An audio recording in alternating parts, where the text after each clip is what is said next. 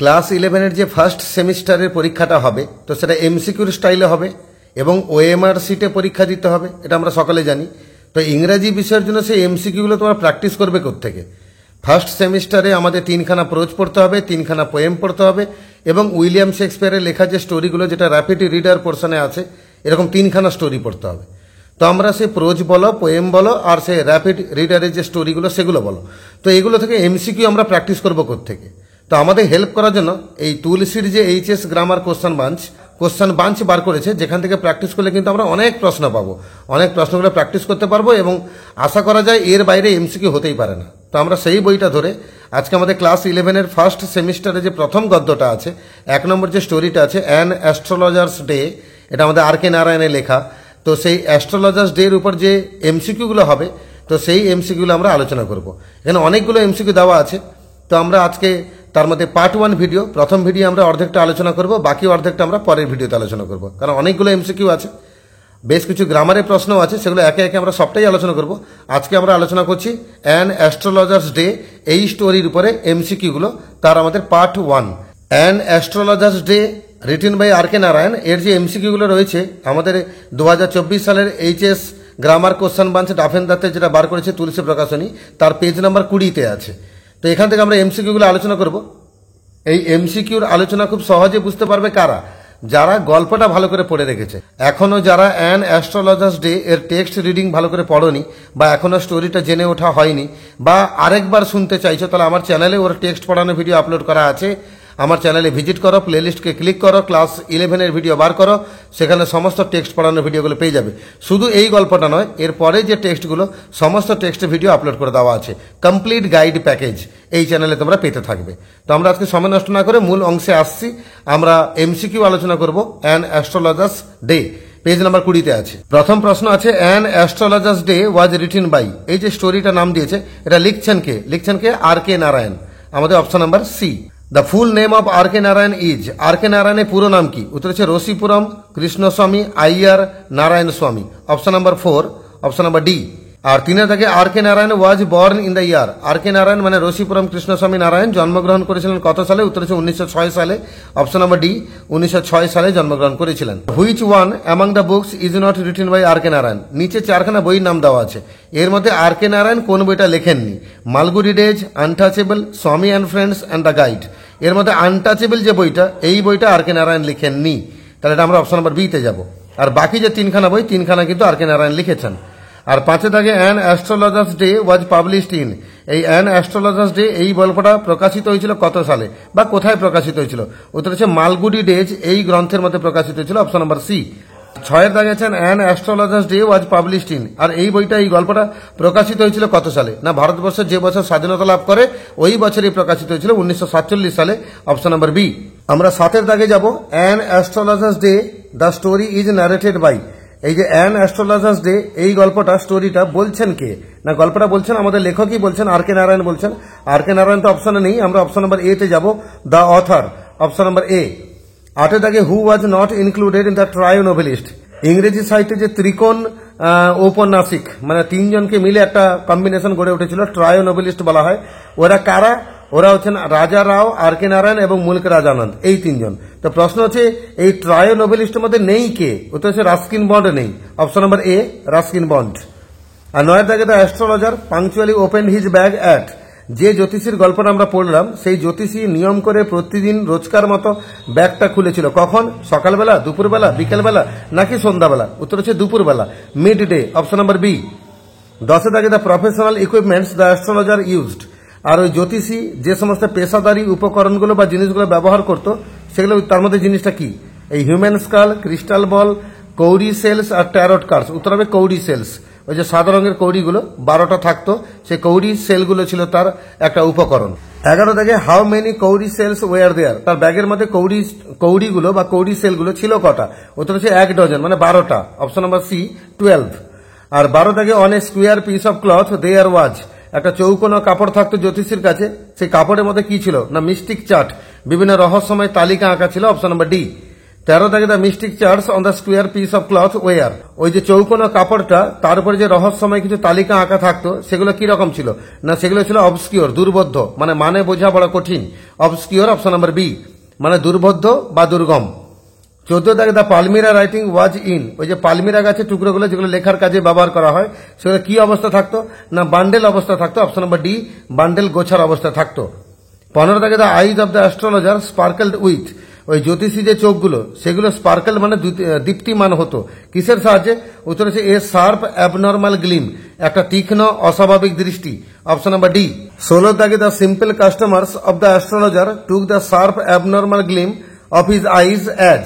Actually সাধারণ যে কাস্টমাররা আসতো তারা জ্যোতিষীর এই অস্বাভাবিক তীক্ষ্ণ দৃষ্টিটাকে তারা কি হিসেবে দেখত, তারা একটা ভবিষ্যতের দৃষ্টি হিসেবে দেখত, দিব্য দৃষ্টি হিসেবে দেখত, প্রফেটিক লাইট। অপশন নাম্বার এ। 17 থেকে Singh the astrologer sparkling eyes his customers felt.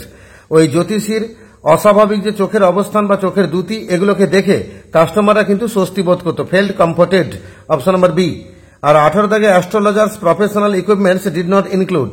ওই জ্যোতিষীর যে পেশাদারি জিনিসগুলো তার মধ্যে কোন জিনিসটা ছিল না, কৌডি সেল তো ছিল, মিস্টিক চার্টও ছিল, আর পালমিরা রাইটিংও ছিল। তাহলে ছিল নাকি ডায়েরি ছিল না, বিনিময়ে একটা নোটবুক ছিল, ডায়েরি কিন্তু ছিল না। Option number C.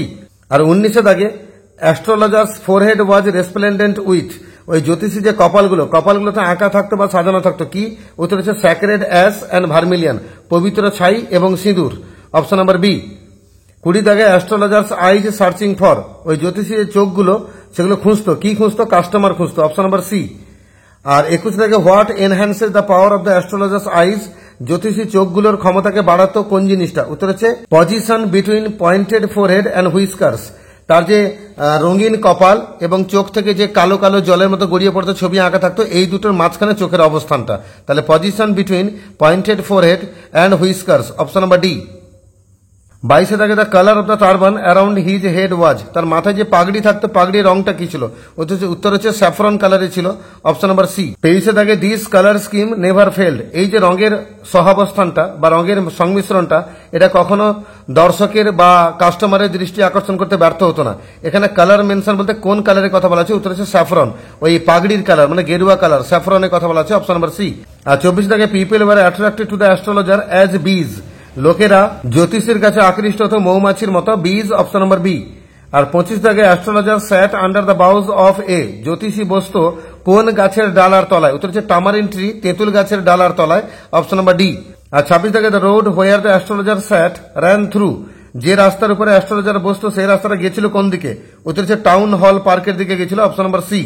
আর 27 দাগে the road where the astrologer sat was. আর সেই রাস্তাটা যেখানে অ্যাস্ট্রোলজার বসেছিল সেই রাস্তাটা কেমন ছিল, উত্তর হচ্ছে ন্যারো, সংকীর্ণ রাস্তা। অপশন নম্বর এ। আর 28 থেকে who created enough din all day to attract the whole town. কে সারাদিন ধরে প্রচুর কসরত করত গোটা শহরটাকে আকৃষ্ট করার জন্য, উত্তর হচ্ছে অ্যান অক্সেনিয়ার অফ চিপ ক্লথ। একটা সস্তায় কাপড়ওয়ালা ছিল যে হাঁক মেরে মেরে কম দামে কাপড় বিক্রি করতো। তাহলে সেই অপশনটা উত্তর হবে অপশন নম্বর ডি। আর 29 থেকে next to the astrologer came a vendor of. আর জ্যোতিষী দোকানের পাশে একটা ফেরিওয়ালার দোকান ছিল, সে কি বিক্রি করতো, না ফ্রাইড গ্রাউন্ডনাট, ভাজা বাদাম বিক্রি করতো। Option number C. আর 30 থেকে what fancy name does the vendor give to his ground nuts.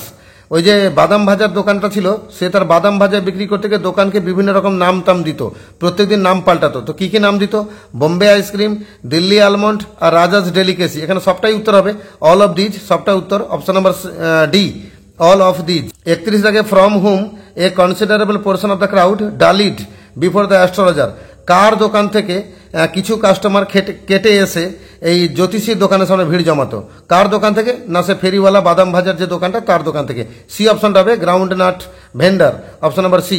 আর 32 থেকে the astrologer transacted his business by the light of.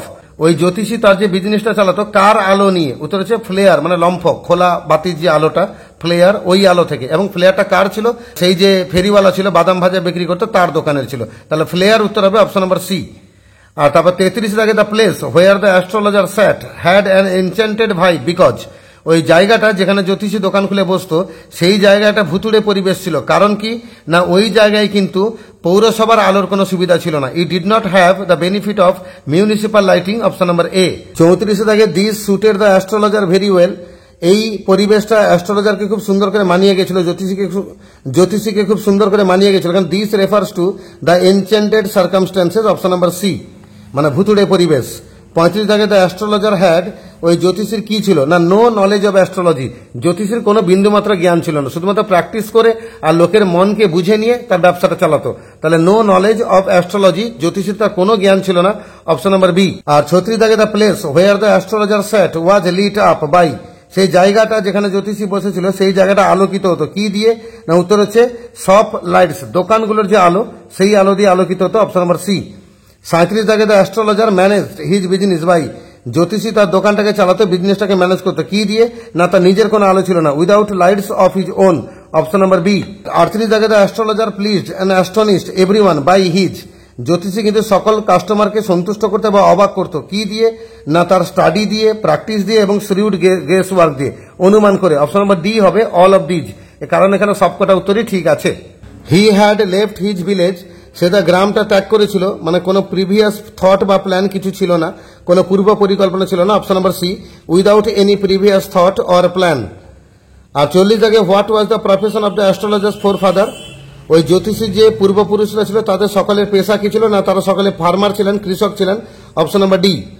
আর 41 দাগে he left his village and he could not rest till he left behind, সে তার গ্রাম ছেড়ে বেরিয়ে গেছিল এবং তারপর লাগাতার হেঁটেছিল এবং ততক্ষণ বিশ্রাম নিয়েছিল না যতক্ষণ না সে এ কাপল অফ 100 মাইলস, মানে কয়েক শত মাইল হেঁটে এগিয়ে গেছিল, অপশন নাম্বার বি। 42 দাগে before leaving home the astrologer had, ঘর ছাড়ার আগে অ্যাস্ট্রোলজারের কি ছিল, মানে হ্যাড সে কাউকে জানিয়েছিল, সবাইকে বলেছিল, নাকি নট টোল্ড এনিওয়ান, কাউকে কিছু বলেনি, অপশন নাম্বার ডি, কাউকে কিছু বলেনি, চুপি চুপি একা বেরিয়ে গেছিল।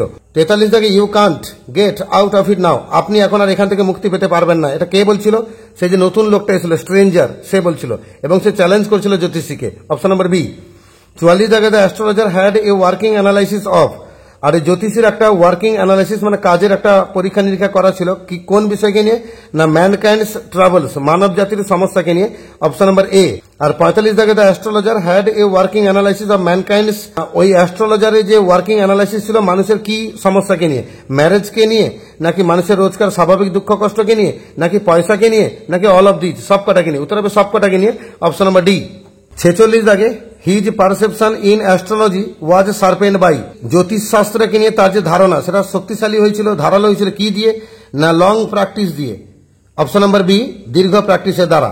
47 দাগে when did the astrologer understand what was wrong, এই যে জ্যোতিষীর সামনে যখন কোনো কাস্টমার আসতো সে ওই কাস্টমারের মূল সমস্যাটা কি সেটা বুঝে নিতে কত সময় নিত, উত্তর হচ্ছে উইদিন 5 মিনিটস, 5 মিনিটের মধ্যে সে বুঝে নিত কাস্টমারের কি সমস্যা, উইদিন 5 মিনিটস, অপশন নাম্বার এ। 48 থেকে how much the astrologer charged for his service, জ্যোতিষী এই যে তার ব্যবসাটা চালাতো, লোকের হাত দেখতো, তার ভবিষ্যতের কথা বলতো, এর জন্য সে কত টাকা চার্জ করতো, উত্তর হচ্ছে 3 পাইস পার কোশ্চেন, এক একটা প্রশ্নের উত্তর দেওয়ার জন্য সে 3 পয়সা করে চার্জ করতো, অপশন নাম্বার ডি, 3 পাইজ পার কোশ্চেন। 49 থেকে when did the astrologer open his mouth after the other had spoken for, এই জ্যোতিষী তার নিজের মুখটা খুলতো কখন, মানে যখন তার কাস্টমার সামনে এসে বসতো সে আগে কাস্টমারকে কিছুক্ষণ বলতে দিত, আর কাস্টমার কিছুক্ষণ বলার পরে তারপরে জ্যোতিষী মুখ খুলতো। তো এখানে প্রশ্ন হচ্ছে কাস্টমার কতক্ষণ বলার পরে জ্যোতিষী তার মুখটা খুলতো, না 10 মিনিট, অ্যাটলিস্ট 10 মিনিটস, মানে কাস্টমারকে মিনিমাম সে 10 মিনিট বলার সুযোগ দিত, দিলে কি হতো কাস্টমার তার A to Z সমস্ত কাহিনী বলে দিত, আর জ্যোতিষীর পক্ষে অনেক সহজ হয়ে যেত ওই হাত দেখে ভবিষ্যৎবাণী করা। 50 দাগে the astrologer often begin his work by, আর জ্যোতিষী প্রায় তার দিনের কাজ শুরু করতো, কিভাবে শুরু করতো, না লোকের হাত দেখে, gazing at their palm, option number A. এইভাবে আজকে আমরা মাত্র 50টা এমসিকিউ আলোচনা করলাম আমাদের পার্ট 1 ভিডিওতে। এরপর আরো অনেক এমসিকিউ আছে, আমরা যেহেতু নতুন সিলেবাসের মধ্যে আছি আমাদের অনেকটাই এমসিকিউ প্র্যাকটিস করতে হবে, আমরা কোনো রকম সন্দেহের অবকাশ রাখতে চাই না, তো সবকটা এমসিকিউর উত্তরই আলোচনা করবো, এর বাইরে প্রশ্ন হতেই পারে না। এই কটা এমসিকিউর প্রস্তুতি নিতে পারলে কিন্তু আমাদের প্রস্তুতি জোর কদমে চলবে ওই ফার্স্ট সেমিস্টার পরীক্ষার জন্য। তো আমাদের এরপরে যে পার্টটা আসবে সেটা পার্ট 2, সেখানে বাকি 50টা এমসিকিউর উত্তর আবার আলোচনা করা হবে। তো যারা চ্যানেলে নতুন আছো সাবস্ক্রাইব করে রাখো, বেল আইকনটা প্রেস করে রাখো, যাতে পার্ট 2 ভিডিও আপলোড হওয়ার সাথে সাথে তোমাদের কাছে ভিডিও পৌঁছে যায়, নোটিফিকেশন পৌঁছে যায় এবং তোমাদের প্রস্তুতিতে কোনো রকম ঘাটতি না পড়ে।